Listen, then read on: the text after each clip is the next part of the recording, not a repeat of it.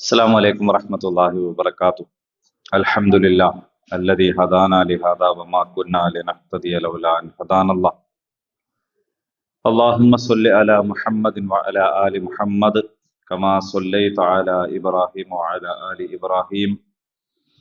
اللهم بارك على محمد وعلى آل محمد كما باركت على إبراهيم وعلى آل إبراهيم إنك حميد مجيد. أعوذ بالله من الشيطان الرجيم. ألم تر إلى الذين خرجوا من ديارهم وهم ألوف حذر الموت فقال لهم الله موتوا ثم أحياهم إن الله لذو فضل على الناس ولكن أكثر الناس لا يشكرون. وقاتلوا في سبيل الله واعلموا أن الله سميع عليم. من ذا الذي يقرض الله قرضا حسنا فيضاعفه له أضعافا كثيرة والله يقبض ويبسط وإليه ترجعون. صدق الله العظيم. എല്ലാവർക്കും സുഖല്ലേ? അൽഹംദുലില്ലാ. സൂറത്തുൽ ബഖറ അതിന്റെ അവസാനത്തിലേക്ക് നമ്മൾ പ്രവേശിച്ചുകൊണ്ടിരിക്കുകയാണ്. 242 ആയത്തുകൾ ഇതിനകം കേട്ടു, പഠിച്ചു. എന്താ പറയേണ്ടത്? മനസ്സിലാക്കി എന്നൊക്കെ പറയാം. സംശയ ദൂരീകരണം വരുത്തി. 243, 44, 45 കൂടിയ ആയത്തുകളാണ് ഇപ്പോൾ പാരായണം ചെയ്തത്. ഇദ്ദ, ത്വലാഖ് പോലെയുള്ള കാര്യങ്ങൾക്ക് ഇടയിൽ സ്വലാത്തിനെ കുറിച്ച് അതിന്റെ ശ്രദ്ധ, സൂക്ഷ്മത, എന്താണ് സ്വലാത്തുൽ വുസ്ത, ഇത്തരം കാര്യങ്ങളൊക്കെ പറഞ്ഞ് വീണ്ടും വസിയത്തുമായി ബന്ധപ്പെട്ട ചില കാര്യങ്ങളിലേക്ക് പോയി. ത്വലാഖിനെ കുറിച്ച് പറയാൻ ബാക്കിയുണ്ടായിരുന്ന കുറച്ച് കാര്യങ്ങൾ കൂടി പറഞ്ഞ് ഇനിയിപ്പോൾ മറ്റൊരു കാര്യത്തിലേക്ക്, ഇതൊന്നുമായിട്ട് ഒരു ബന്ധവുമില്ലാത്ത കാര്യമല്ല, ഇതൊക്കെയായിട്ട് ബന്ധമുള്ള കാര്യം തന്നെയാണ്. അഥവാ അള്ളാഹു സുബ്ഹാനഹു തആല അറിയിച്ചു തന്നിട്ടുള്ള ഈ ശരീഅത്തൊക്കെ നടപ്പിലാക്കണമെങ്കിൽ അതിനാവശ്യമായിട്ടുള്ള ഒരു സാഹചര്യം സൃഷ്ടിക്കപ്പെടേണ്ടതുണ്ട്. ആ സാഹചര്യം സൃഷ്ടിക്കപ്പെടാൻ ആവശ്യമായ ഒരു ഒരുക്കം ആണ് ഇനി പറയാൻ പോണത്. ആദ്യം നമുക്ക് ഇതിന്റെ വാക്കർത്ഥം, സാധാരണ പറയാറുള്ള പോലെ തന്നെ ഇതിന്റെ വാക്കർത്ഥം ഒന്ന് പരിശോധിക്കാം.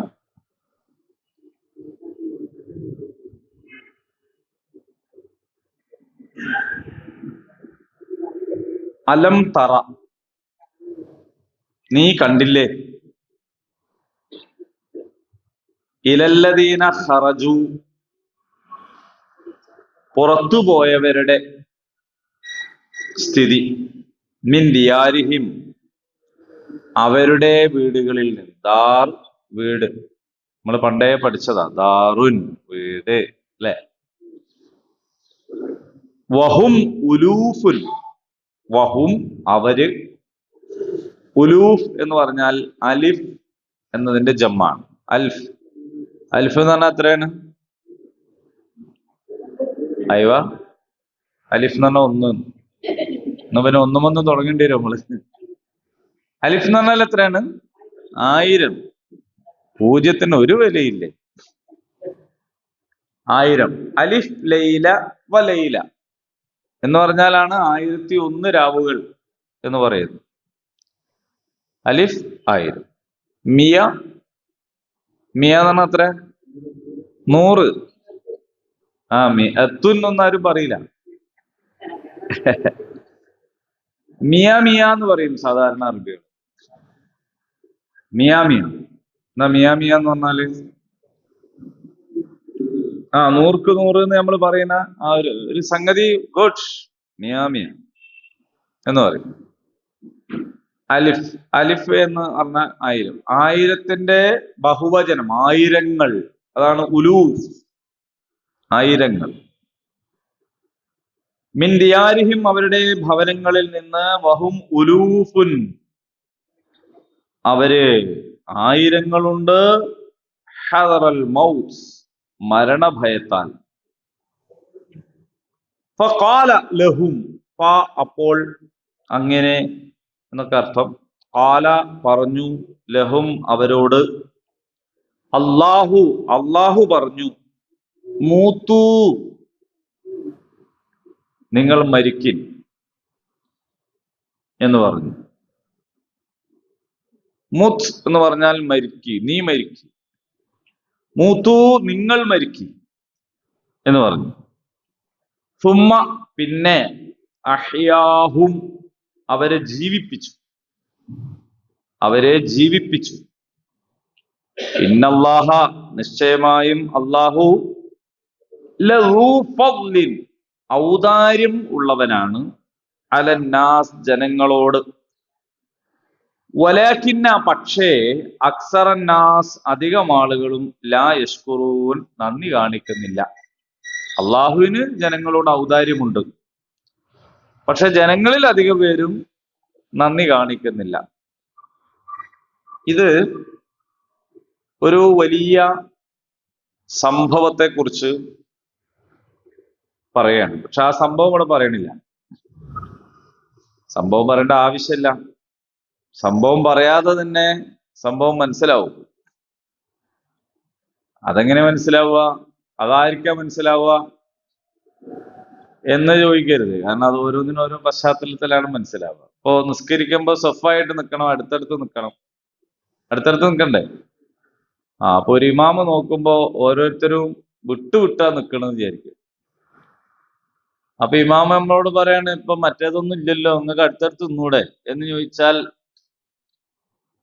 നമുക്ക് മനസ്സിലാവും കൊറോണ ഒന്നും ഇല്ലല്ലോ എന്നാണ് പറയുന്നത്. ഇപ്പൊ കൊറോണ ഒന്നും ഇല്ലല്ലോ, കോവിഡ് ഒന്നും ഇല്ലല്ലോ എന്നല്ലേ നമ്മൾ വിട്ടു നിന്നിരുന്നത്. ഇപ്പൊ കോവിഡിന്റെ ഒരു പശ്ചാത്തലം നമ്മൾ ഓർമ്മിക്കുന്നില്ലേ? മൂക്കും വായയും ഒക്കെ മൂടി വന്നില്ലായിരുന്നോ? നമ്മള് കൈ കഴുകിയുള്ള സോപ്പും മുഴുവനും തീർന്നു. അന്നു മുതലാണ് ഈ സോപ്പ് കച്ചവടക്കാര് ഇതൊരു നല്ലൊരു ചാൻസ് ആണല്ലോ എന്ന് മനസ്സിലാക്കിയിട്ട് അപ്പൊ എല്ലാരും അതൊരു ശീലായിപ്പോയി പിന്നെ കൈ കഴുകല്. അപ്പോ ഇത് നമ്മുടെ മനസ്സിലും നമ്മുടെ നാട്ടിൽ ഉള്ള ഒരു സംഭവമാണ്. അപ്പൊ അതുകൊണ്ട് അതിനെ കുറിച്ച് സൂചന മതിയാവും, അല്ലെ? ഒരാളിപ്പോ മാസ്ക് ഇട്ടിട്ട് ഇവിടേക്ക് വരികയാണെങ്കിൽ നമ്മള് അത് തുടങ്ങിയോ എന്ന് ചോദിക്കുമ്പോ എന്ത് തുടങ്ങിയോന്നാ ചോദിക്കുന്നത്? കോവിഡ് തുടങ്ങിയോന്നാണ്, അല്ലാതെ ഇയാൾക്ക് ഗ്യാസ് മുട്ടൽ തുടങ്ങിയോന്നല്ല ഉദ്ദേശം. സംഭവം പറയാതെ തന്നെ നമ്മുടെ ഇടയിൽ വളരെ സജീവമായി നിലനിൽക്കുന്ന ഒരു ബോധം, അതിലേക്ക് ശ്രദ്ധ ക്ഷണിക്കാൻ ചില സൂചനകൾ മതിയാകും. അങ്ങനെയുണ്ട്. അലം തറ കൈഫ ഫഅല റബ്ബുക ബി അസ്ഹാബിൽ ഫീൽ, ആനക്കാരെ നിന്റെ നാഥൻ എന്തു ചെയ്തുവെന്ന് നീ കണ്ടില്ലേ? ആര് കണ്ടു? എല്ലാരും അല്ല, ഞാൻ കണ്ടില്ല. അങ്ങനെ ഒരാൾ പറയില്ല ആ ചോദ്യത്തിന്. നീ കണ്ടില്ലേ എന്ന് പറഞ്ഞാൽ അതിനർത്ഥം നിനക്ക് അറിഞ്ഞൂടെ, നിനക്ക് മനസ്സിലായിക്കൂടെ, അല്ലേ? നമ്മളിങ്ങനെ നമ്മുടെ രാജ്യത്തിന് സ്വാതന്ത്ര്യം കിട്ടിയതിനെ കുറിച്ചൊക്കെ പഠിച്ചിട്ടുള്ള ആൾക്കാരാണ്, കുറച്ചെങ്കിലും, മുഴുവനില്ലെങ്കിലും. അപ്പോ ഗാന്ധിജി ദണ്ഡിയാത്ര നടത്തിയത് നീ കണ്ടില്ലേ എന്ന് ചോദിച്ചാൽ ഒരു കുട്ടിയില്ല ഞാൻ കണ്ടില്ല എന്ന് പറയില്ലല്ലോ. അത് നിനക്കത് അറിയില്ലേ? ഇനി അതിനെ പറ്റിയിട്ട് വളരെ വ്യക്തത ഉള്ള ആളല്ലേ, അറിഞ്ഞിട്ടില്ലേ? യെസ്, ഉപ്പു സത്യാഗ്രഹം എന്നൊക്കെ കൂടി പറഞ്ഞാൽ, അപ്പൊ അറബികളെ സംബന്ധിച്ചിടത്തോളം അവർക്കിടയിൽ വളരെയധികം ചിരപരിചിതമായ, അവർക്ക് നല്ല പരിചയമുള്ള കാര്യത്തെ സംബന്ധിച്ചാണ് ഈ സൂചന. അങ്ങനെയാണ് ഈ അസ്ഹാബുൽ ഫീലിനെ കുറിച്ച് പറഞ്ഞത്. ഇവിടെ പറയുന്നത് അതല്ല, ഇവിടെ വേറൊരു സംഭവമാണ് പറയുന്നത്. ഈ സംഭവമാകട്ടെ നമ്മൾ നന്നായി പഠിച്ചതാണ്, നമ്മൾ പഠിച്ച സംഭവമാണ്. നമ്മൾ പഠിച്ചത് അൽ ബഖറയിൽ നിന്ന് തന്നെയാണ്. അൽ ബഖറ എടുത്ത ഒരു ഘട്ടത്തില് നമ്മൾ ഈ സംഭവം തന്നെയായിരുന്നു പറയല്. ആഴ്ചകളോളം അത് പറഞ്ഞിട്ടുണ്ട്. മറന്നുപോയ ആളുകൾ നമ്മുടെ പഴയ ക്ലാസ്സുകളുടെ യൂട്യൂബ് ലിങ്ക് കിട്ടും, അത് കേൾക്കുക. അതില് വളരെ വിശദമായിട്ട് ഇത് പറഞ്ഞിട്ടുണ്ട്. കഴിഞ്ഞ ദിവസം ഒരാൾ എന്നെ വിളിച്ചു, പിന്നെ ചോദിച്ചു, ഒരു ഡോക്ടറാണ്, ഞാനായിട്ട് നല്ലൊരു ബന്ധമുള്ള, നമ്മൾ സ്നേഹിക്കുന്ന ഒരാളാണ്. എന്നോട് ചോദിച്ചു, പിന്നെ അല്ല, ഈ ഖുറാനിലെ എന്തിനാ അൽബക്കറ, എന്തിനാണ് ഈ അൽബക്കറ? ഭയങ്കര ദേഷ്യത്തില. എന്തിനാ ഈ അൽബക്കറ? എന്താ കാര്യം? എന്റെ ഭാര്യ ഖുറാനുമായിട്ട് വലിയ ബന്ധ, എപ്പോ ഇതന്നെ ഇങ്ങനെ വായിക്കുക, ഇങ്ങനെ പഠിക്കുക. ഖുറാനിൽ എന്തുണ്ട് പറഞ്ഞാലും അതൊക്കെ അങ്ങനെ തന്നെ വിശ്വസിക്കുകയും അംഗീകരിക്കുകയും ജീവിതത്തിൽ പ്രാവർത്തികമാക്കുകയും ചെയ്യുന്ന ഒരാളാണ്. ഞാൻ വളരെ സന്തോഷമുള്ള കാര്യമല്ലേ അത്? എനിക്കും അറിയാം, അവരെ വരനെ എനിക്കറിയാം. നല്ല സന്തോഷമുള്ള കാര്യം. നല്ല സന്തോഷമൊന്നുമല്ല, ബനു ഇസ്രായേലുകളെ ചെയ്തത് കണ്ടില്ലേ, അവരിങ്ങോട്ട് പോയത് കണ്ടില്ലേ, ഇവളെത്ര ആയി ഇത് വായിക്കുന്നത്, ഭർത്താക്കന്മാരെ എങ്ങനെ പരിഗണിക്കണം, അവർക്ക് എന്ത് ചെയ്തു കൊടുക്കണം എന്നൊക്കെ ഖുറാനിൽ എവിടെ ഉള്ളതെന്ന് വെച്ചു. ഞാൻ പറഞ്ഞു അതുണ്ട്, എന്നാ ഒന്ന് പറഞ്ഞില്ലേ, അത് ഓളെ കൊണ്ട് വായിപ്പിക്കട്ടെ. ഇത് ഇവളിങ്ങനെ ഈ ബനു ഇസ്രായേലികളെ ചെയ്തത് കണ്ടില്ലേ, എന്തിനാണ് ഇതൊക്കെ ഖുറാനിൽ? അദ്ദേഹം വിശ്വാസമില്ലാത്ത ആളായതുകൊണ്ടോ ഖുറാനോട് ഇഷ്ടമായിട്ടൊന്നല്ല ഇയാൾ അൽബക്കറിനോട് ദേഷ്യം പിടിക്കുന്നത് ശരിക്ക്. കാരണം ഇതെല്ലാം വായിച്ചിട്ടു അപ്പോ എന്നോട് ചോദിച്ചു ഏത് സൂറത്ത് വായിച്ചാലാണ് ഇപ്പൊ അതൊന്ന് തീരുമാനമായത്. അപ്പൊ ഞാൻ ചിലതൊക്കെ പറഞ്ഞു കൊടുത്തു. അപ്പൊ എന്താ കാര്യം എന്ന് വെച്ചാല്, വളരെ വിശദമായിട്ട് ഇതില് ഇസ്രായേൽ സമൂഹത്തെ കുറിച്ച് പറയുന്നു. നമ്മളെ പെരുമാറ്റം, നമ്മളെ സ്വഭാവം, നമ്മളെ കാര്യങ്ങളൊക്കെ പിന്നെ ആയിട്ട് ബന്ധപ്പെട്ട വേറെ പാഠങ്ങളുണ്ട്, അത് നമുക്ക് വേറെ തന്നെ പഠിക്കുകയും ചെയ്യാറുണ്ടല്ലോ. പക്ഷെ ഇസ്രായേൽ സമൂഹത്തെ കുറിച്ച് പഠിക്കാതെ നിങ്ങൾക്കൊരു നല്ല ഒരു സിവിലൈസ്ഡ് സൊസൈറ്റി ആയി മാറാൻ കഴിയില്ല. ഒരു ഉത്തമ സമൂഹ സൃഷ്ടിക്ക് ഉള്ള നല്ല ഒരു കേസ് സ്റ്റഡിയാണ് ഇസ്രായേൽ സമൂഹം എന്ന് പറയുന്നത്. എങ്ങനെ ആവണം ഒരു കൂട്ടര്, എങ്ങനെ ആവരുത് ഒരു കൂട്ടര് എന്നതിനെ കുറിച്ചുള്ള കൃത്യമായ പഠനമാണ് ഇസ്രായേൽ സമൂഹം എന്ന് പറയുന്നത്. ബനു ഇസ്രായേൽ ഇന്നും അവർ തന്നെയാണ് പ്രശ്നം. അപ്പോ ഇവിടെ അതിലേക്കാണ് സൂചന. ഇതിന്റെ ഒരു പശ്ചാത്തലം കൂടി നമ്മൾ മനസ്സിലാക്കണം. അതെന്താണെന്ന് ചോദിച്ചാൽ, മക്കയിൽ നിന്ന് ഈ സൂറത്തുൽ ബഖറയുടെ ഈ ഒരു പശ്ചാത്തലം, മക്കയിൽ നിന്ന് മദീനയിലേക്ക് വന്നല്ലോ, ഹിജ്റ വന്നു, മദീനയിലാണുള്ളത്. മക്കക്കാരെ സംബന്ധിച്ചിടത്തോളം ഇവരെല്ലാരും ഒന്ന് പോയി കിട്ടി എന്ന സമാധാനത്തിലല്ല അവരുള്ളത്. അല്ല, അങ്ങനെ ആയിരുന്നെങ്കിൽ നബിനെ പിന്തുടരൂല്ലല്ലോ അവര്, പോയിക്കോട്ടെ എന്ന് വെക്കൂലേ? നബി സല്ലല്ലാഹു അലൈഹി വസല്ലമയുടെ അനുയായികള് ഹിജ്റ പോകുന്നു എന്ന് അറിഞ്ഞാല് ഓല് പോയിക്കോട്ടെ, നമ്മക്ക് പിന്നെ ബാക്കിയുള്ളതൊക്കെ നമ്മക്ക് എടുക്കാലോ, ഇതൊക്കെ നമ്മക്ക് എടുക്കാലോ എന്ന് വിചാരിക്കല്ലേ? അങ്ങനെ വിചാരിക്കുന്നതിന് പകരം അവര് പിന്തുടരുകയും യാത്ര മുടക്കാൻ ശ്രമിക്കുകയാണ് ചെയ്തത്. അതിന്റെ കാരണം എന്താന്ന് ചോദിച്ചാൽ,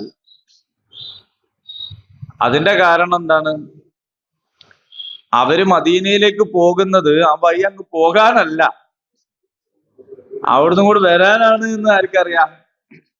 മക്കക്കാർക്ക് അറിയാം. അതുകൊണ്ടാണ് ഈ കിബില മാറ്റം ഉണ്ടായപ്പോൾ പോലും ഞെട്ടിപ്പോയത്. കാരണം ബൈത്തുൽ മഖ്ദിസിലേക്ക് തിരിഞ്ഞു നിന്ന് അവിടേക്ക് ഇങ്ങനെ അത് അങ്ങനെ ആ വഴി തന്നെ ആയിക്കോളൂ എന്ന് വിചാരിക്കുമ്പോഴാണ് അല്ല ഇങ്ങോട്ട് തിരിഞ്ഞു. ഖിബില അങ്ങോട്ട് തിരിഞ്ഞു എന്ന് കണ്ടപ്പോഴേക്ക് അവർക്ക് മനസ്സിലായി ഇത് എന്താണ് അങ്ങോട്ട് വരും എന്ന് മനസ്സിലായി. അതാണ് എന്റെ പ്രശ്നം. അപ്പൊ അബൂജഹലും കൂട്ടരും ദാറുൻ നദ്വയിൽ വെച്ച്, അതാണ് കാഫിര്യങ്ങളുടെ ഓഫീസ് മക്കത്ത്, അവിടെ വെച്ചിങ്ങനെ അവരുടെ മജ്ലിസില് അവരിങ്ങനെ നിരന്തരമായ ചർച്ചയാണ്. ഇവരിങ്ങനെ പോയതിനെ കുറിച്ചും ഇനിയിപ്പോ എന്താണ് ഉണ്ടാവുക, അപ്പൊ അവര് വരുമല്ലോ, അപ്പൊ അവരെ നമുക്ക് കൈകാര്യം ചെയ്യണം, ഇങ്ങോട്ട് വരാൻ പറ്റാത്ത കോലത്തിലാക്കണം, ഇങ്ങോട്ട് വരാൻ പറ്റാത്ത കോലത്തിലാക്കുകയും വേണം.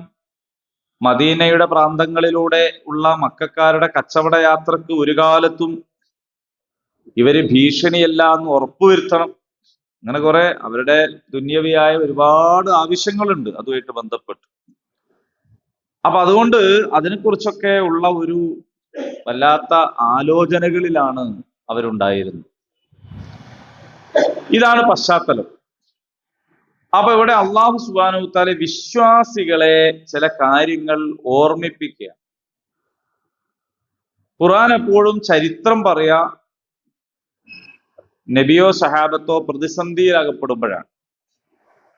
നബിയോ സഹാബത്തോ പ്രതിസന്ധിയിൽ അകപ്പെടുമ്പോ ചരിത്രം പറയാണ് ചെയ്യുക. അൽ കഹ്ഫ് അങ്ങനെയാണ്, അൽ ഖസസ് അങ്ങനെയാണ്, ഒക്കെ പറഞ്ഞ അങ്ങനെയാണ്. എന്തിനാണെന്ന് ചോദിച്ചാൽ നിങ്ങൾ പിറകിലേക്ക് നോക്കുന്നതാണ്. ഈ ഡ്രൈവർമാരുടെ മുമ്പിൽ കണ്ണാടി കണ്ടിട്ടില്ല നിങ്ങൾ? എന്തിനാണ്? ഇടയ്ക്കിടയ്ക്ക് മുടി നന്നാക്കാനല്ല, പിറകിലുള്ളത് കണ്ടാലാണ് മുന്നോട്ട് മര്യാദയ്ക്ക് പോകാൻ പറ്റുള്ളൂ. അതിനു വേണ്ടിയിട്ടാണ്, മുന്നോട്ട് പോകാനാണ് ഈ കണ്ണാടി വെച്ചത്. പിറകിൽ കാണേണ്ടത് മുന്നോട്ട് പോകാനാണ്.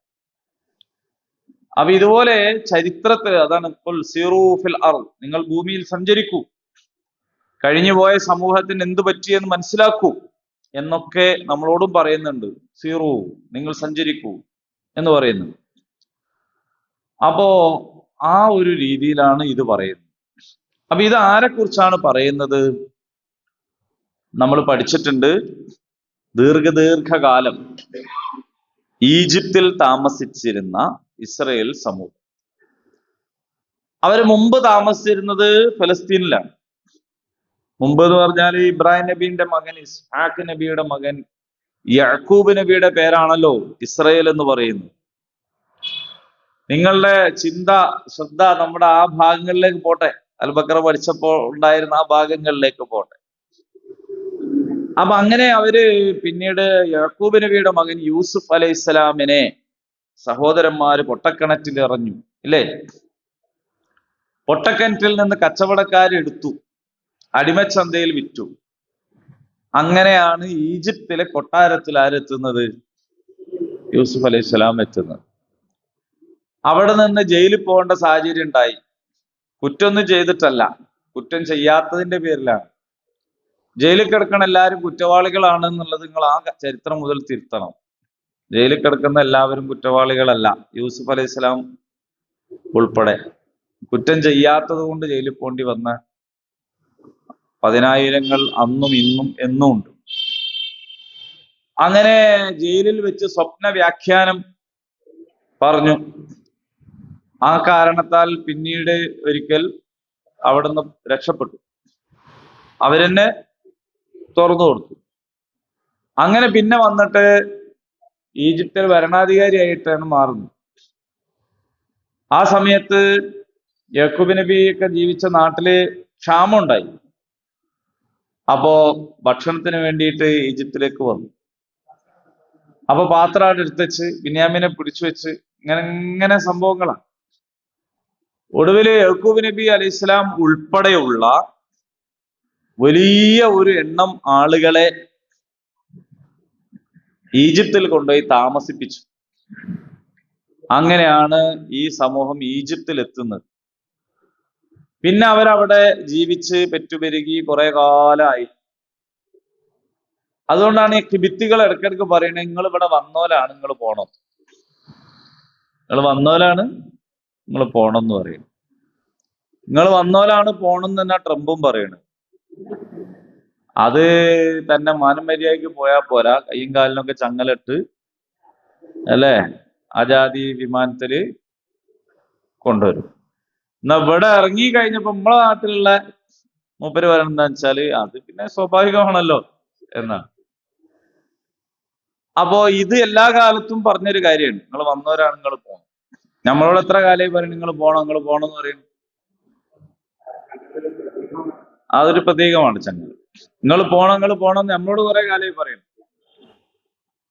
അപ്പൊ ഇങ്ങനെ കിബിത്തികളായിട്ടുള്ള അവിടുത്തെ സവർണരാണ് കിബിത്തികൾ. അവരുടെ രാജാവായിരുന്നു ഫറോവ. ഒരു ഫറോവ അല്ല, കുറെ ഫറോവുമാർ. റംസീസ് രണ്ടാമനായിരുന്നു മൂസാ നബിയുടെ കാലത്തുണ്ടായിരുന്നു പറയും. മൂസാ നബിനെ എടുത്തു വളർത്തിയ ഫിറോൻ അല്ല പിന്നീട് ഉണ്ടായിരുന്ന ഫിറോൻ എന്നും പറയുന്നുണ്ട്. അയാൾ പോയി വേറെ ആള് വന്നാണ്. എന്തായാലും അതൊക്കെ വിശദാംശങ്ങളുടെ വ്യത്യാസങ്ങളാണ്. ഏതായാലും ആ മർദ്ദക ഭരണകൂടത്തിൽ നിന്ന് മൂസ അലൈഹിസ്സലാം ഈ കൂട്ടരെ വിമോചിപ്പിച്ചു. നേരെ കൊണ്ടുപോയത് ചെങ്കടലിന്റെ അടുത്താണ്. അവിടുന്ന് അള്ളാഹു വടിയടിക്കാൻ പറഞ്ഞു, കടലിലടിച്ചു, പിളർന്നു, അവര് അക്കരെ കടന്നു. അക്കരെ എന്ന് പറഞ്ഞാൽ എവിടെയാണ്? സീനാ മരുഭൂമി. സീനായിൽ അവരെത്തി. അങ്ങനെ അവരെ കൊണ്ടുപോയി അവർക്ക് ഫലസ്തീൻ കാണിച്ചു കൊടുത്തു. ആ കാണിച്ചു കൊടുത്ത സ്ഥലം നമ്മൾ കണ്ടില്ലേ? എന്തേനും അതിന് പറയാ? ഒക്കെ മറന്നുപോയി അല്ലേ? ഇനി പോണ്ടെന്നാല് മൗണ്ട് നെബോ. മൗണ്ട് നെബോന്റെ മുകളിൽ ഇങ്ങനെ പോയി നിന്നാല് അങ്ങനെ കാണാം. അതാ ഫലസ്തീൻ, അതാ ഫലസ്തീൻ, അതാന്ന് കാണിച്ചു കൊടുക്കാൻ പറ്റുന്ന സ്ഥലമാണ്. അവിടുത്തെ ഒരു ഭൂമിശാസ്ത്രം അങ്ങനെയാണ്. അപ്പൊ അതുകൊണ്ട് നമുക്ക് അങ്ങോട്ട് പോകണം. അതാണ് നമ്മൾക്ക് പോകാനുള്ള സ്ഥലം. അപ്പോ ഇവർക്ക് പോകണം എന്നൊക്കെ ഉണ്ട്, അവർക്ക് ഇസ്രായേലിയർക്ക്. പക്ഷേ അവര് പറഞ്ഞു അവിടെയുള്ള ആൾക്കാര് വലിയ മല്ലന്മാരും വലിയ ശക്തിയുള്ള ആൾക്കാരൊക്കെയാണ്. നമ്മളിപ്പോ അങ്ങോട്ട് പോയാല് അത് എന്താക്കൂ, നമ്മളെ മേല് വേദന ആവുന്ന ഒരു കാര്യമാണ്. അതെ, അപ്പൊ യുദ്ധം ചെയ്യണം, എന്നിട്ട് നമുക്ക് അങ്ങോട്ട് പോണം. അല്ല, ഈയും എന്റെ റബ്ബും പോയി യുദ്ധം ചെയ്തോ, ഞങ്ങൾ ഇവിടെ ഇരുന്നോളാം. അൻചവ റബ്ബുക്ക, നീ നിന്റെ റബ്ബും പോയിട്ട് യുദ്ധം ചെയ്തോളൂ. എന്നാല ഖായിദു, ഞങ്ങൾ ഇവിടെ ഇരിക്കാം. അതായത് യുദ്ധമൊക്കെ ചെയ്ത് റൂട്ടൊക്കെ ക്ലിയർ ആക്കിയിട്ട് വിളിച്ചാൽ ഞങ്ങൾ വരാം. അതുവരെ അധ്വാനിക്കാൻ ഞങ്ങളില്ല. സത്യം പറഞ്ഞാൽ വമ്പിച്ച ഒരു നന്ദികേടാണ് അവർ കാണിക്കുന്നത്. എന്ന് പറഞ്ഞാൽ ഞമ്മക്കിപ്പോ ചെങ്കടൽ പിളർന്നു എന്ന് പറയുന്നത് നമുക്കൊരു ചരിത്രം മാത്രമാണ്, നമ്മളാരും കണ്ടിട്ടൊന്നുമില്ല. പക്ഷെ അവരെ സംബന്ധിച്ച് അവരാ പിളർന്ന അതിലൂടെ നടന്ന ആളുകളാണ്, അനുഭവിച്ച ആളുകളാണ്, അല്ലേ? ആ അനുഭവിച്ച ആളുകൾക്ക് അറിയാലോ, ഈ തിരമാലകൾ അലറി വിളിച്ചു വരുന്നതിനെ രണ്ട് മതിൽക്കെട്ടായി മാറ്റി നിർത്തി നടുവിലൂടെ നമ്മൾ നടന്നു വന്നു. അതിനെ പിന്തുടർന്ന ഫറോവയും സൈന്യവും ആ വെള്ളത്തിൽ മുങ്ങി.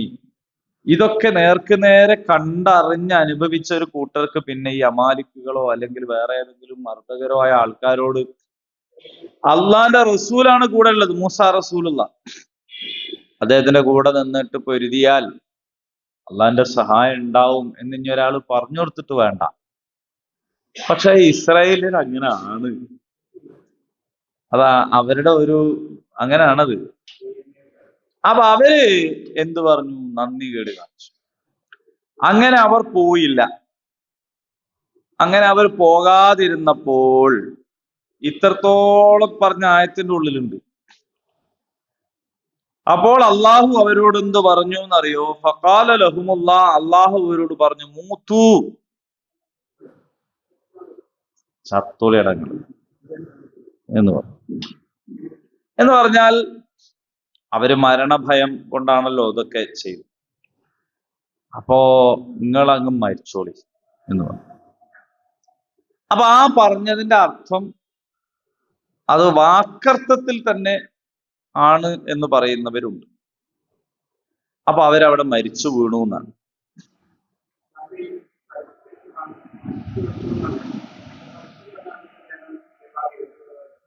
അമാലിക്കകൾ എന്ന് പറയുന്ന ഒരു വിഭാഗം,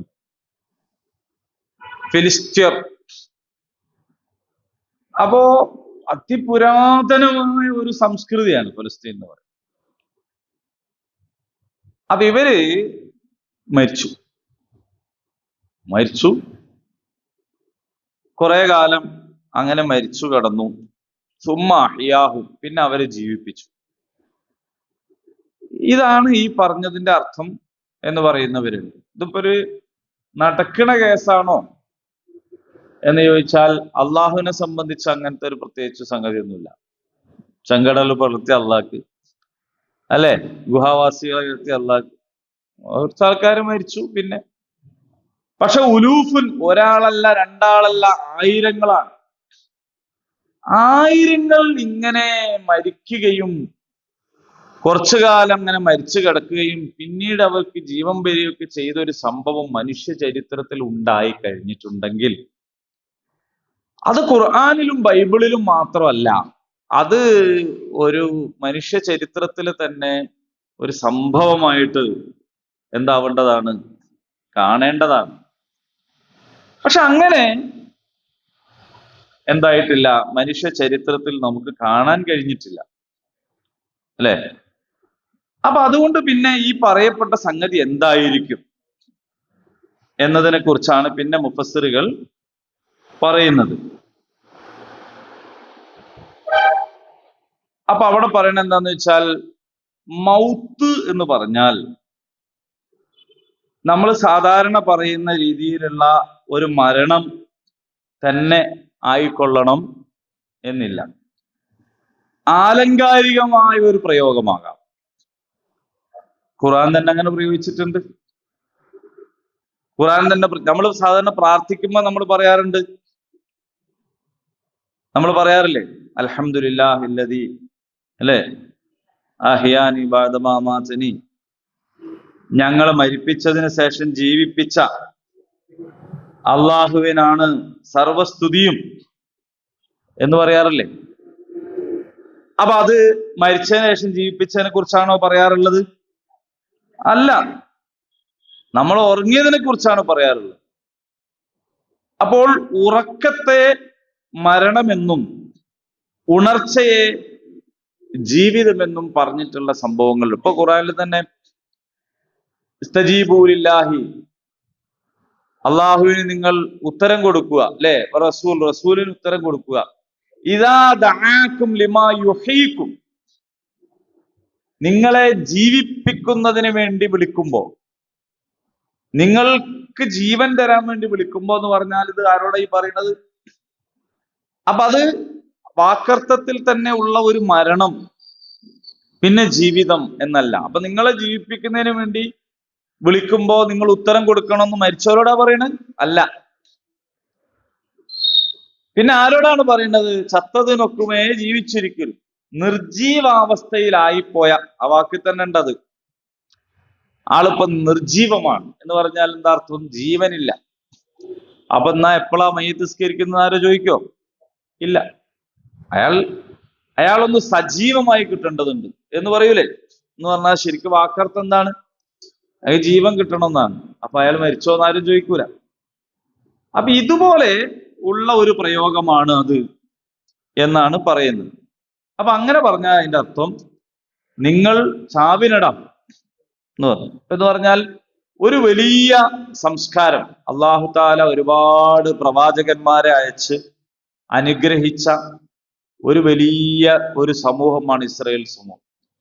ആ സമൂഹം പക്ഷേ ഈ നന്ദികേട് കാണിച്ചപ്പോ എന്ത് ചെയ്തു എന്ന് വെച്ചാൽ, അവരവിടെ ആ സീനായിൽ ഇങ്ങനെ അലഞ്ഞു നടക്കേണ്ടി വന്നു. ഇത്ര കാലം 40-40 കൊല്ലം അവരിങ്ങനെ അലഞ്ഞു നടക്കും. ഓല് സത്യം പറഞ്ഞാൽ മരിച്ച പോലെ തന്നെ ആയിപ്പോയി. പിന്നെ ഓലക്കൊരു അവര് ചരിത്രത്തിലും ചിത്രത്തിലും ഇല്ല.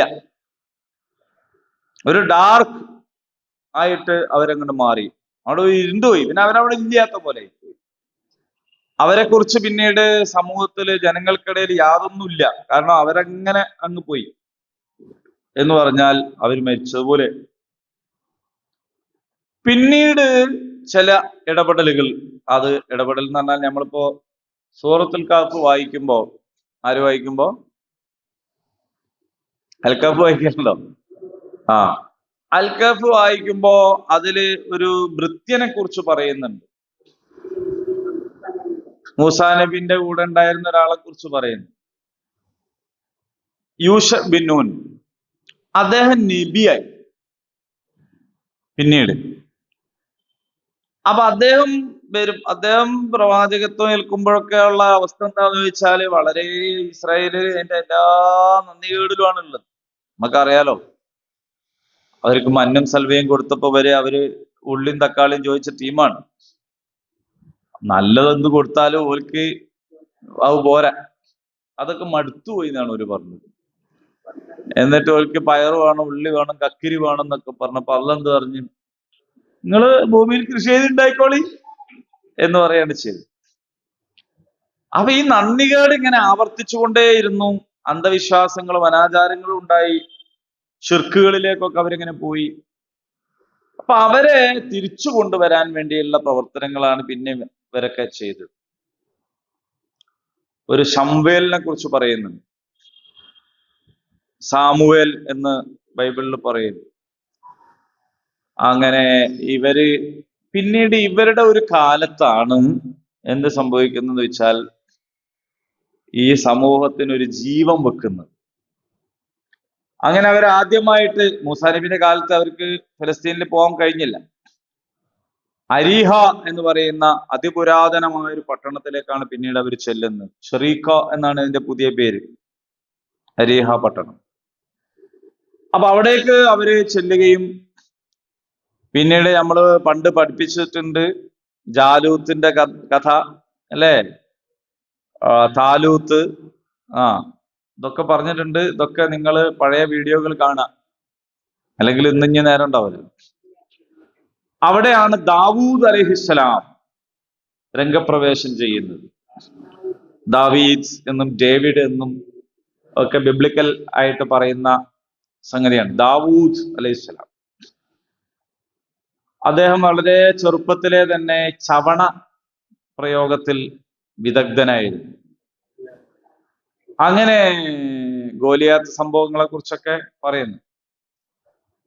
അങ്ങനെ ദാവൂദ് അലൈഹിസ്സലാം ആണ് പിന്നീട് എന്ത് ചെയ്യുന്നത്, ഈ വലിയ ഒരു മുന്നേറ്റത്തിന് നേതൃത്വം കൊടുക്കുന്നത്. പിന്നീട് അങ്ങോട്ട് ദാവൂദ് അലൈഹിസ്സലാമിന്റെ ഒരു കാലമാണ്, മനോഹരമായ ഒരു സന്ദർഭം. അവിടേക്ക് എത്തുന്നതിനെ കുറിച്ചാണ് സുമ്മ അഹ്യാഹും, പിന്നീട് നാം അവരെ ജീവിപ്പിച്ചു. അപ്പൊ നേരത്തെ മൂസാ നബിന്റെ കാലത്ത് ഈ എന്റെ റബ്ബും പോയി യുദ്ധം ചെയ്തോ എന്ന് പറഞ്ഞപ്പോ മരിച്ച ടീമാണ്. അവരെ പിന്നെന്താക്കി? ജീവിപ്പിച്ചു. അങ്ങനെ ജീവിപ്പിച്ച് ദാവൂദ് അലൈഹിസ്സലാം ബൈത്തുൽ മഖ്ദിസിന്റെ ആ നാട്ടിന്റെ ഒക്കെ അധികാരിയായി, ഭരണാധികാരിയായി, ഭരണം നടത്തി, നല്ല ഉഷാറായി. അദ്ദേഹത്തിന് ഒരു മോനുണ്ട്. എന്താ പേര്? ദാവൂദ് അലൈഹി ഇസ്ലാമിന്റെ മോന്റെ പേരെന്തേനും?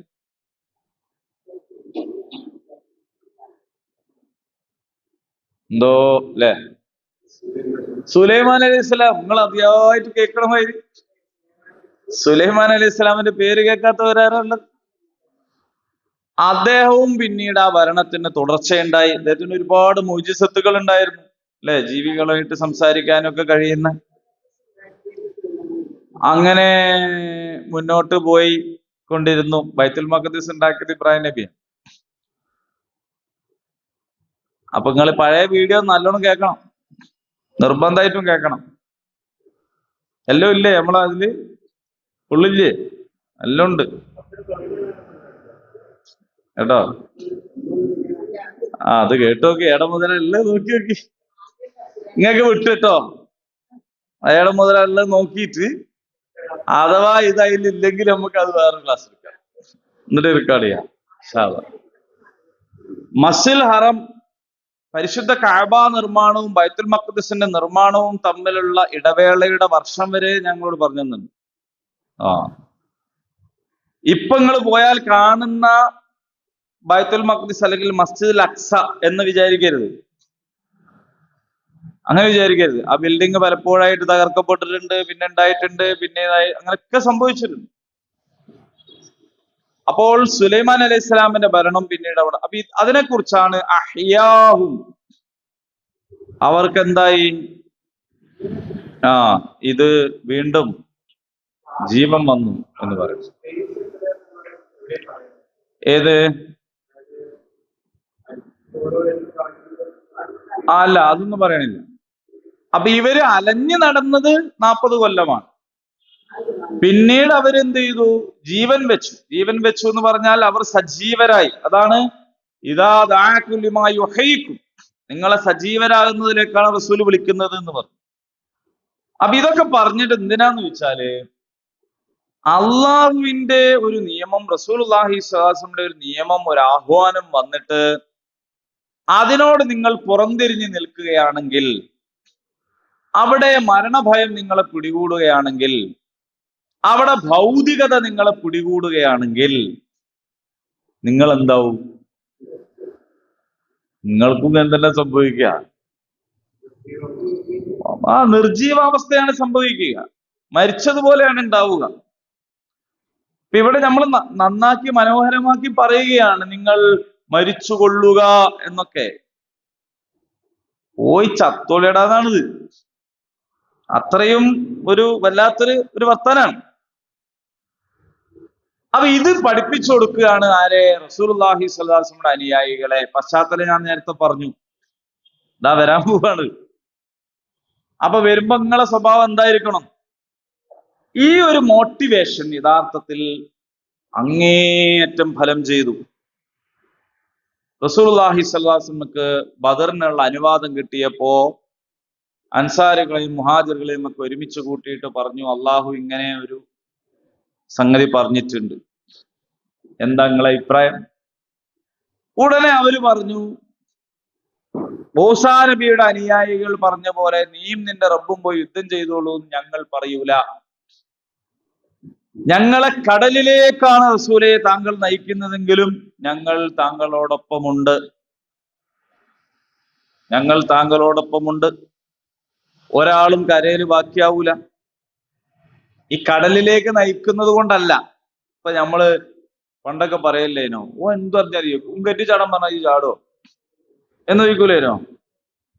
കിണറ്റി ചാടാൻ ഒരാളും പറയില്ല ബുദ്ധിയുള്ള, അങ്ങനെ ചാടാനും പാടില്ല. പക്ഷെ ഒരാളെ അങ്ങേയറ്റം അയാൾ എന്ത് പറഞ്ഞാലും കേൾക്കുന്നുള്ളതിന്റെ തെളിവായിട്ടാണ് നമ്മൾ ചോദിക്കുന്നത്, അവൻ കെട്ടി ചാടാൻ പറഞ്ഞ ചാടുവോ? ഇതേപോലുള്ളൊരു ശൈലിയാണ്. അള്ളാഹുവിന്റെ ദൂതരെ അങ്ങ് ഞങ്ങളെ കടലിലേക്ക് നയിച്ചാലും ഞങ്ങൾ എന്ത് ചെയ്യും? കൂടെ ഉണ്ടാവും. അത്ര തിളക്കമുള്ള അനുസരണം അനുയായികൾ പ്രകടിപ്പിച്ചു. ഇസ്ലാമിലെ യുദ്ധം വെറുതെ ഉണ്ടാകണമല്ല. അന്യമതക്കാരോട് ഇസ്ലാമിൽ യുദ്ധമില്ല. മറ്റു മതസ്ഥരോട് അവർ മറ്റു മതസ്ഥരാണ് എന്നതിന്റെ കാരണത്താൽ യുദ്ധമില്ല. അങ്ങനെ യുദ്ധം ഉണ്ടാകുമായിരുന്നെങ്കിൽ മദീനയിൽ തന്നെ ജൂതരുണ്ട്, ക്രിസ്ത്യാനികളുണ്ട്, ബഹുദൈവ വിശ്വാസികളുണ്ട്, അഗ്നി ആരാധകരുണ്ട്. ബദറിലേക്ക് എന്തിനാ പോയത്? മദീനയിൽ നിന്ന് കുറെ പോണം ബദറിലെത്താൻ. അപ്പോ എന്തിനാണ് യുദ്ധം? സ്വന്തം രാജ്യത്തെ പൗരന്മാരെയും ജീവനും സ്വത്തും സംരക്ഷിക്കാൻ വേണ്ടിയാണ് യുദ്ധം.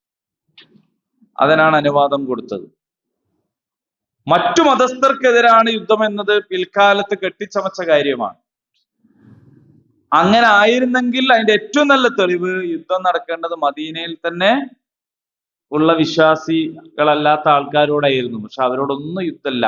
അവരെയും കൂടി സംരക്ഷിക്കാൻ വേണ്ടിയിട്ട് പുറത്തുനിന്ന് വന്ന ഒരു ടീമിനോടാണ് യുദ്ധം ചെയ്യുക. അതുകൊണ്ടാണ് ബദറിലേക്ക് പോയത്.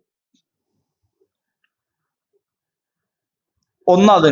മറ്റൊന്ന്, ഇസ്ലാമിൽ യുദ്ധം ഉണ്ടാവുക എന്തിനാന്ന് ചോദിച്ചാൽ മനുഷ്യന്റെ മൗലികാവകാശങ്ങളുടെ സംരക്ഷണത്തിന് വേണ്ടിയിട്ടാണ്. ഒരു കൂട്ടർക്ക് വിശ്വസിക്കാനും വിശ്വസിക്കാതിരിക്കാനുമുള്ള സ്വാതന്ത്ര്യമുണ്ട്.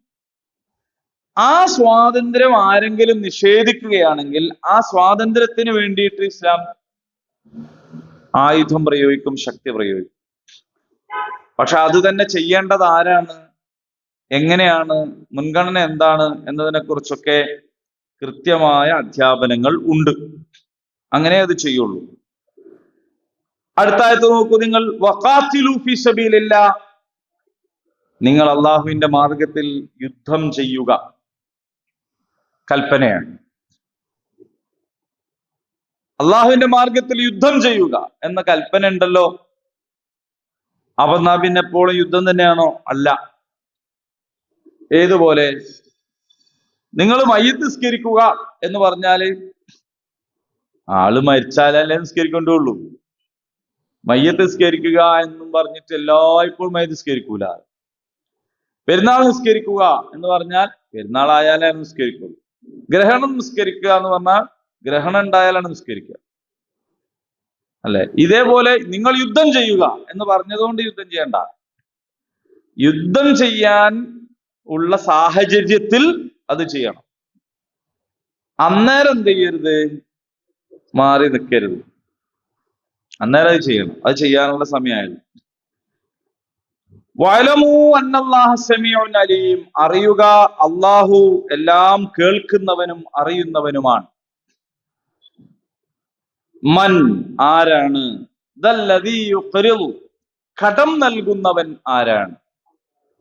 അല്ലാഹ, അല്ലാഹുവിന്. അല്ലാഹ എന്നത് അല്ലാഹ എന്ന് തന്നെ വായിക്കണം, അല്ലാഹു എന്ന് വായിക്കരുത്. മൻ ദല്ലദീ യുഖ്രിദുല്ലാഹ, അല്ലാഹുവിന് കടം നൽകുന്നവൻ ആരാണ്? ഖർളൻ ഹസന, നല്ല കടം. നല്ല കടം. എന്താ നല്ല കടം? നല്ല കടം ഇപ്പൊ നമ്മള് ചോറെക്കാന് അരി കടം ചോദിച്ചു വന്ന ഒരാൾക്ക് അരി കടം കൊടുക്കുമ്പോ നല്ല അരിയും കൊടുക്കുക, ഒയന്ന അരിയും കൊടുക്കുക. ഒയന്ന അരി കൊടുക്കാൻ തോന്നുന്ന എപ്പോഴാന്ന് വെച്ചാൽ ഇതെന്തായാലും തിരിച്ചു വരൂലെന്ന് ഉള്ളപ്പോഴാണ് പോട്ടെ എന്ന് വിചാരിച്ചിട്ട്. ഖർളൻ ഹസന, ഏറ്റവും നല്ലത് കൊടുക്കുക. എപ്പോഴാണത്? ഇതിനൊരു പരിക്കും പറ്റാതെ ഉത്തരവാദിത്തത്തോടെ തിരിച്ചു കൊണ്ടുവരും എന്ന സമയത്ത്. ചില പോരലൊക്കെ 2 കൊടുകൾ ഉണ്ടാവും, 3 ഉണ്ടോലെ. അതിലൊന്ന് പൊട്ടയ്ക്കും. അയൽവാസി കാട് കെട്ടാൻ വേണ്ടി കടം ചോദിക്കാൻ വരുമ്പോ കൊടുക്കാനുള്ളതാണ്. കാരണം അതോ കൊണ്ട് ഈ കല്ലുമ്മ കൊത്തു, അത് ശ്രദ്ധിക്കൂല. പക്ഷെ ഓൻ കൂടാള് ചോദിച്ചാൽ കൊടുക്കാണ്ടിരിക്കാനും പറ്റൂല. അതുകൊണ്ട് ഓന് കൊടുക്കാനായിട്ടുള്ള ഒരു കൊടി. നമ്മളെ പോലെയൊക്കെ 2 ഉള്ള ടീച്ചറാണ് 3 ഉണ്ട്. അപ്പൊ എന്താ കാര്യം? അതേ സമയത്ത് നമ്മളോട് ചോദിക്കുന്ന ആള് അങ്ങനെയുള്ള ആളല്ല. അയാളത് ശ്രദ്ധിക്കും, സൂക്ഷിക്കും, നമ്മളെക്കാൾ സൂക്ഷിക്കും. എന്നാണെങ്കിൽ നമ്മള് നല്ലത്. ഖർളൻ ഹസന. നിങ്ങൾ അള്ളാഹുവിന് കൊടുക്കേണ്ടത് വക്ക് പൊട്ടിയതും നരച്ചതും നൂല് പൊന്തിയതൊന്നും അല്ല, നല്ലത് കൊടുക്കുക. അങ്ങനെ നിങ്ങൾ നല്ലത് കൊടുത്താൽ സാധാരണ കടം തിരിച്ച് അത്ര തന്നെ കിട്ടേണ്ടതുള്ളല്ലോ. പക്ഷെ അവന് വേണ്ടി അപ്പോൾ അള്ളാഹു അത് ഇരട്ടിപ്പിക്കും. അൽആഫൻ കസീറ, ഒരു ഇരട്ടിയല്ല, അനേകം ഇരട്ടിയായിട്ട്. അള്ളാഹുവിന് ആരെങ്കിലും ഈ കടം കൊടുക്കുക എന്ന് പറയുമ്പോ അള്ള തന്നത് തന്നെയാണ്. വാപ്പന്നെ വാങ്ങിക്കൊടുത്തത് മൂക്ക് പണ്ടൊക്കെ. പക്ഷെ വാപ്പ മോളോട് പറയാണ് ആ ചേനിക്കുന്ന തൽക്കാലം കൊണ്ട എന്ന് പറയില്ല. അള്ളാഹു തന്നെയാണ് നമുക്ക് തന്നത്. 100% നമ്മളെ കയ്യിലുള്ള റബ്ബിന്റെ അടുത്ത്. വല്ലാഹു യഖ്ബുദു വയബ്സുതു, അവനാണ് പിടിച്ചു വെക്കുന്നവനും വിട്ടുകൊടുക്കുന്നവനും. നമ്മളിപ്പോ ഇനി കൊടുക്കൂല എന്ന് വിചാരിക്കുക, നമ്മളെ പൈസ നമുക്ക് പിടിച്ചു വെക്കാനൊന്നും കഴിയൂല, അതൊക്കെ പോവുക ചെയ്യും. പക്ഷേ ഇതൊക്കെ ചെയ്യുന്നവൻ അള്ളാഹു ആണെങ്കിലും അള്ളാഹു നമ്മളെ ആദരിച്ച്, നമുക്കിപ്പോ ഒരു സാധനം അള്ളാഹു തന്നിട്ട് അള്ള അങ്ങോട്ട് പിടിച്ചെടുക്കല്ല. അത് വളരെ മാന്യമായി നിങ്ങള് കൊടുക്കണ്ട. അത് അള്ളാഹുവിന് വേണ്ടിയല്ല ഈ കടം കൊടുക്കുന്നത്, നമ്മക്ക് വേണ്ടി തന്നെയാണ്. അതൊരു ഡെപ്പോസിറ്റ് ആണ്. നമ്മൾ കൊടുക്കുന്ന വിഭവങ്ങൾ അള്ളാഹുവിന്റെ അടുത്ത് അവിടെ നമ്മൾ ഡെപ്പോസിറ്റ് ചെയ്യുക. നമ്മൾ വ്യക്തികൾക്കാണല്ലോ കടം കൊടുക്കാൻ പേടി. കാരണം എന്താണ്? കടം കൊടുത്താൽ ആ പൈസയും പോവും, ആ ആളും പോവും. പൈസ മാത്രല്ല പോവാ, ആ ബന്ധവും പോവും. പിന്നെ ആ പീടിയെന്ന് സാധനം തന്നെ വാങ്ങണില്ലാണ്ടാവും. ആദ്യം ആവുമ്പോ എന്തെങ്കിലുമൊക്കെ വാങ്ങിയേനു, പീടിയെന്ന് കടം കൊടുത്തപ്പോ പിന്നെ എന്തായിന്ന് വെച്ചാല് അപ്പുറത്ത് വേറെ പീടിയ ഉണ്ടല്ലോ, അവിടെ നിന്നും വാങ്ങും. ഇതുകൊണ്ടൊക്കെയാണ് കടം കൊടുക്കാൻ മടിക്കുന്നത്. 10,000 റുപ്യ കടം ചോദിച്ചു വരുന്ന ആൾക്ക് ഒരു 500 റുപ്യ വെറുതെ കൊടുക്കുന്ന ഒരാളെ എനിക്കറിയാം. തരണ്ടാറ്, കാരണം ഈ ബാക്കി ഉണ്ടായിക്കോ. ഇതൊക്കെ എന്തിനാണെന്ന് ചോദിച്ചാൽ കടം കൊടുത്താൽ തെറ്റും എന്നതുകൊണ്ടാണ്, വിശ്വാസ്യത തകർന്നത് കൊണ്ടാണ്. വെറുതെ കൊടുക്കുന്നതിനേക്കാൾ പുണ്യമാണ് യഥാർത്ഥത്തിൽ കടം കൊടുക്കൽ, എന്നെ ഇരട്ടിക്കൂലുണ്ട്. പക്ഷേ പരസ്പര വിശ്വാസ്യത നഷ്ടപ്പെട്ടാൽ എന്തു ചെയ്യും? അവിടാണ് എന്റെ പ്രശ്നം. ഈ വിശ്വാസ്യത ഉള്ള ഒരു ലോകത്താണല്ലോ ഇതിനൊക്കെ സംഗതി. അതേ സമയത്ത് ബാങ്കിൽ പൈസ ഇടുന്നതിന് നമുക്ക് സാധാരണ നിലക്ക് ബേജാറുണ്ടാവലില്ല. അതിന്റെ കാരണം എന്താന്ന് വെച്ചാൽ അതാണ് ഉണ്ടാവും, നമുക്ക് പോകുമ്പോ എടുക്കാം എന്നതുകൊണ്ടാണ്. അത് അവിടെ ഉണ്ടാവും എന്ന വിശ്വാസ്യതയ്ക്ക് 1% സംശയം വന്നാൽ ഉടനെ പോയി നമ്മൾ പിൻവലിക്കുകയും ചെയ്യും. അങ്ങനെയാണ് ചില ബാങ്ക് പൊളിയുന്നത്. ഒരു ഒരു ഒരു പ്രചരണം ഉണ്ടായി, ആ ബാങ്ക് പൊളിയാൻ പോകട്ടോ എന്നൊരു പ്രചരണം ഉണ്ടായാൽ ഉടനെ പോയിട്ട് ആളുകൾ എന്ത് ചെയ്യും? പൈസ പിൻവലിക്കാൻ പോയാണ്. പൈസ ഉണ്ടാവുമോ? കളക്കല്ലാണ് ഉണ്ടാവും. പൈസ ഒരു പഴയ സംഗതിയിലും ആയിരിക്കും. അപ്പൊ എല്ലാരും പൈസ ചോദിക്കുമ്പോൾ ബാങ്ക് പൊളിയും. അപ്പൊ എല്ലാവർക്കും ഉള്ള പാഠം എന്താന്ന് വെച്ചാൽ നമുക്ക് തിരിച്ചു കിട്ടും എന്ന് ഉള്ള ഒരു ട്രസ്റ്റ്, ആ ഒരു ഉറപ്പുള്ളപ്പോ നമുക്ക് പൈസ നിക്ഷേപിക്കാൻ സന്തോഷമേ ഉള്ളൂ. കാരണം ഇടയ്ക്ക് ബാലൻസ് ഒക്കെ നോക്കുമ്പോ തിരക്കില്ല എന്നിങ്ങനെ തോന്നും. അതേ സമയത്ത് തിരിച്ചു കിട്ടൂല എന്നാണെങ്കിലാണ് നമുക്ക് എന്താകുന്നത്? ബേജാർ. ഇത് അള്ളാഹുവിലുള്ള നിക്ഷേപമാണ്. ഇത് തിരിച്ചു കിട്ടാതിരിക്കുക എന്നൊരു സംഗതിയേ ഇല്ല. പക്ഷെ അള്ളാഹു പറയാണ്, നിങ്ങൾക്ക് തന്നത് മാത്രമല്ല തിരിച്ചു തരിക, അനേകം ഇരട്ടിയായിട്ട് നിങ്ങൾക്ക് തിരിച്ചു തരും.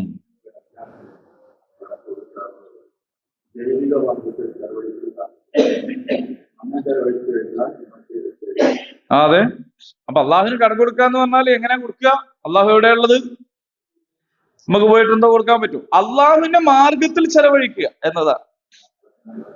സൽക്കർമ്മങ്ങൾക്ക് വേണ്ടി ചെയ്യുക, വഖഫ് ചെയ്യുക, സ്വതക്ക ചെയ്യുക, പള്ളിക്ക് കൊടുക്കുക, മദ്രസക്ക് കൊടുക്കുക, ഖുർആൻ ശരീക്ക് കൊടുക്കുക, അള്ളാഹുവിന്റെ മാർഗത്തിൽ കൊടുക്കുക. അള്ളാഹുവിന്റെ മാർഗത്തിൽ ചെലവഴിക്കുമ്പോൾ അള്ളാഹു അത് ഇരട്ടി ഇരട്ടിയായിട്ട് തരും എന്ന് പറഞ്ഞാൽ അള്ളാഹു ദുനിയാവുന്നും തരും, പരലോകത്തുനിന്നും തരും. പരലോകത്ത് കറൻസി ആവശ്യമില്ല, ഇവിടെ തന്നെയും കറൻസി ആവശ്യമില്ലാത്ത ഒരു സാഹചര്യമാണ്. ഇനിയിപ്പോ കറൻസി ഉണ്ടായാൽ തന്നെ അത് നിലനിൽക്കുന്നത് ഒരു പ്രോമിസിലാണ്. നമ്മളെ ഭരണാധികാരി നട്ടപ്പാതിരക്ക് ഒരു ദിവസം എന്താക്കിയത്? 1000 റുപ്യ പിൻവലിച്ചത്. അതോട് പിന്നെ ആ കടലാസിന് ഒരു വിലയുമില്ല, ഒരു വിലയുമില്ല. അന്ന് രാത്രി കോഴിക്കോട് KSRTC ബസ് സ്റ്റാൻഡിന് മുമ്പിൽ ഇറങ്ങിയ ഞാൻ 1000ന്റെ 500ന്റെയും 2-3 നോട്ട് കീശയിലുണ്ടായിട്ട് ഓട്ടോറിക്ഷ വിളിക്കാന് പൈസ അല്ലാണ്ട് കടം വാങ്ങി. അന്ന് രാത്രിത്തെ സംഭവം പറയാം. മാനന്തവാടിയിൽ നിന്ന് ബസ് കയറുമ്പോൾ എന്റെ കയ്യിലുള്ളത് മുഴുവൻ ചില്ലറയായിരുന്നു, 50-100ന്റെ ഒക്കെ നോട്ട്. ഇത് വെറുതെ വെച്ചക്കണ്ടല്ലോ, വെച്ചക്കാൻ സുഖമാണല്ലോ എന്നുള്ളവർക്ക് ബസ്സിൽ കൊടുത്തിട്ട് 500,000 കീശയിലിട്ട. ആ ബസ് കോഴിക്കോട് എത്തിയപ്പോഴുള്ള കഥയായി പറയുന്നത്, ഈ 2 സാധനം എടുത്തു. എന്താ ചെയ്യാ? കോഴിക്കോട്ട് അങ്ങാടി ആയതുകൊണ്ട് നമുക്ക് പ്രശ്നമൊന്നുമില്ല, ആരോട് പോയി ചോദിച്ചാലും ഒന്നും കിട്ടുന്നത്. അപ്പൊ അങ്ങനെ ഉള്ള ഒരു സാഹചര്യം. അപ്പൊ ഈ കടലാസിന്റെ വില അത്ര ഉള്ളൂ. അപ്പൊ അതിന്റെ മുകളിലുള്ള പ്രോമിസ് ആണ് യഥാർത്ഥത്തിൽ അതിന്റെ മൂല്യം എന്ന് പറയുന്നത്. അപ്പൊ ദുനിയാവിൽ തന്നെയും കറൻസി എന്നതല്ല, അതിനപ്പുറത്താണത്. അപ്പൊ ഒരുപക്ഷെ അള്ളാഹു നമുക്ക് ദുനിയാവിൽ നിന്ന് തന്നെ തരും. അത് വിഭവങ്ങളായിട്ടായിരിക്കാം, മനഃശാന്തി ആയിട്ടായിരിക്കാം, ടെൻഷൻ ഫ്രീ ആയിട്ടായിരിക്കാം, രോഗമില്ലാത്ത ആരോഗ്യം തന്നുകൊണ്ടായിരിക്കാം, ബന്ധങ്ങളിൽ ദൃഢത തന്നുകൊണ്ടായിരിക്കാം. അതിനൊക്കെയാണ് നമ്മൾ ബർക്കത്ത് എന്ന് പറയാം. ചെറിയ ശമ്പളത്തിൽ കാണാൻ ചില ആൾക്കാർ സമാധാനത്തിൽ ജീവിക്കുന്നു. എന്തൊരു രസാണ് അവിടെ. നേരെ മറിച്ച് ഇപ്പുറത്ത്